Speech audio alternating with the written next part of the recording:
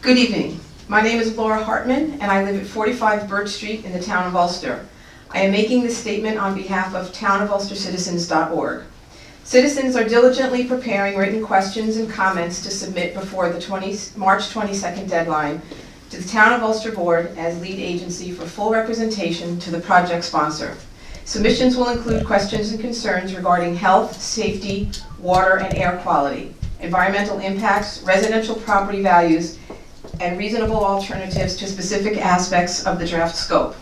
Local environmental and advocacy groups in our area that include Scenic Hudson, Riverkeeper, KingstonCitizens.org, Catskill Mountain Keeper, Coalition Against Pilgrim Pipeline New York, Citizens for Local Power, and the Sierra Club of the Mid-Hudson Valley have expressed concern about the potential environmental impacts of a proposal such as the Lincoln Park Grid Support Center, a gas-fired power plant in our town of Ulster.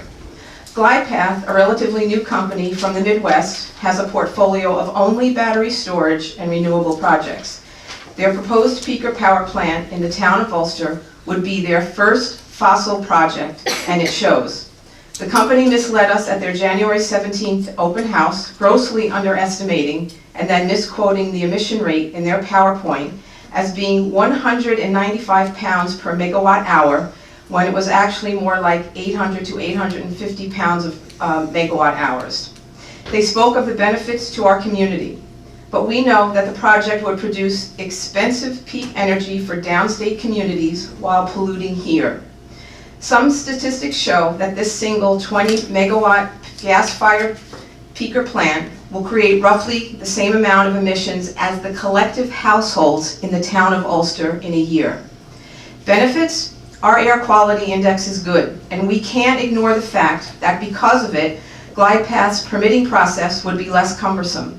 That's a bitter pill for those estimated 137 homeowners whose life savings are invested.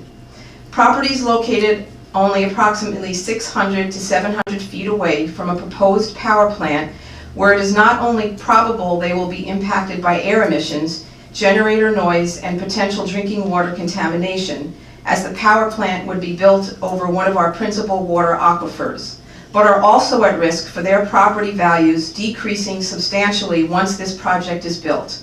Benefits? GlidePath is not coming to the town of Ulster to produce any significant jobs for our area.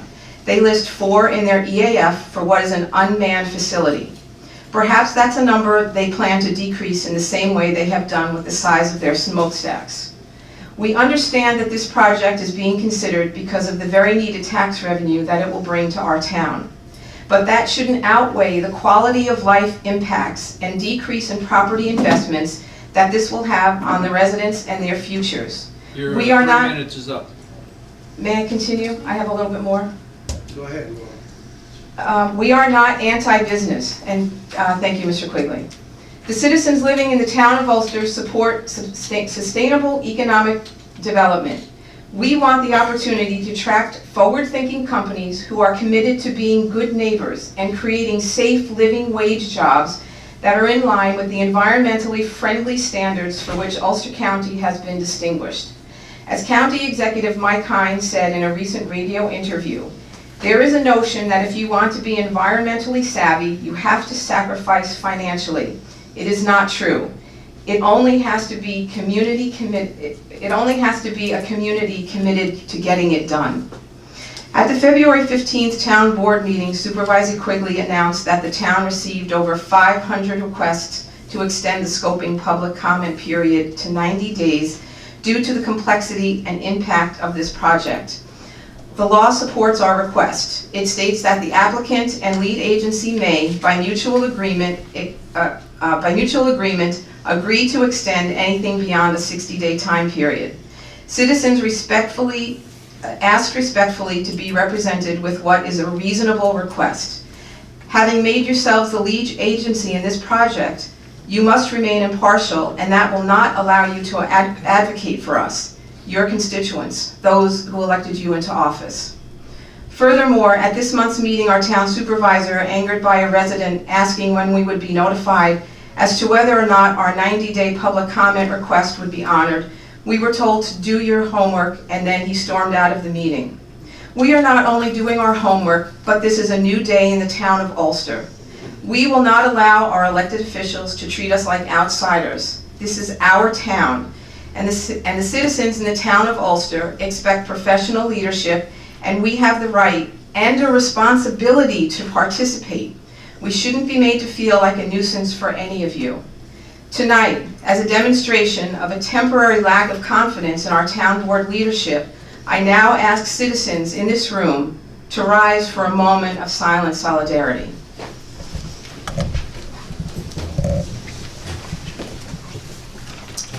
Thank you. That's very inappropriate, by the way.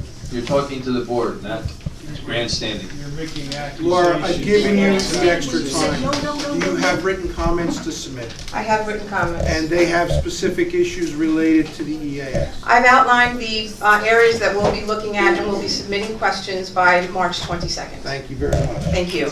Now, before she sits down,